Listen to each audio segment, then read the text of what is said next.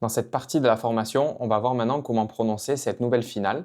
Donc, cette nouvelle finale, elle se prononce R, R, R.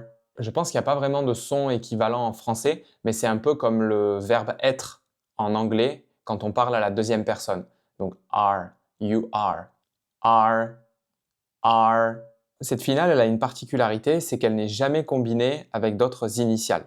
Donc en pinyin, elle va s'écrire de la même façon qu'en phonétique, et on peut déjà commencer à s'entraîner à prononcer avec le caractère R, R, R. Donc ici, quatrième ton, et ce caractère représente le chiffre 2 en chinois. On peut aussi s'entraîner à prononcer ce caractère, donc cette fois-ci, c'est le deuxième ton, R, R, R. Ce caractère à l'origine qui symbolise le fils en chinois. Donc par exemple, si vous voulez dire en chinois que vous avez un fils, vous pouvez dire 我有一个儿子我有一个儿子我有一个儿子 Donc ici, encore une fois, faites bien attention au changement de ton. On ne va pas dire 一个, on va bien dire 一个 一个.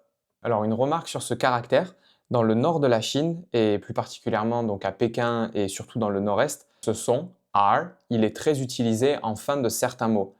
Donc on va voir des exemples plus tard. C'est aussi utilisé, alors ce type de son est aussi utilisé en mandarin standard, mais beaucoup moins. Alors en fait, ce qu'il faut comprendre ici, c'est que ce son, c'est juste pour donner un accent particulier à votre prononciation. C'est absolument pas pour ajouter un sens ou pour dire quelque chose en plus. Ça n'a pas de signification particulière. Encore une fois, c'est juste pour donner un accent. Alors il faut faire attention, on ne peut pas ajouter ce son de manière arbitraire. C'est-à-dire que les expressions dans lesquelles on peut l'utiliser, c'est quelque chose de standard et on ne peut pas l'ajouter à n'importe quelle expression. La seule manière de savoir, c'est soit de regarder dans le dictionnaire toutes les variantes qui peuvent comporter ce son-là, mais le mieux, c'est de le savoir de manière naturelle. Par exemple, si vous êtes dans le nord de la Chine, vous entendrez souvent les gens parler en ajoutant cette expression, en ajoutant ce son à la fin, et donc vous saurez dans quelle expression vous pouvez l'ajouter. Mais encore une fois, si vous souhaitez parler comme ça, ne vous amusez pas à ajouter ce son à toutes les fins de vos phrases. Encore une fois, ce son-là n'est pas du tout obligatoire et moi je ne conseille pas de l'ajouter au début, en tout cas, parce que par exemple dans le sud de la Chine, les gens ne l'utilisent quasiment pas. Donc mon conseil, encore une fois, c'est d'apprendre ça de manière naturelle. C'est-à-dire que si vous êtes avec des personnes qui utilisent ce son dans certaines expressions, eh bien vous avez qu'à l'utiliser vous aussi, mais sinon ne l'utilisez pas. Par exemple, une expression très courante en chinois pour demander où est-ce que tu es, ça se dit 你在哪里?你在哪里? Mais si vous êtes dans le nord de la Chine, vous entendrez plutôt 你在哪儿?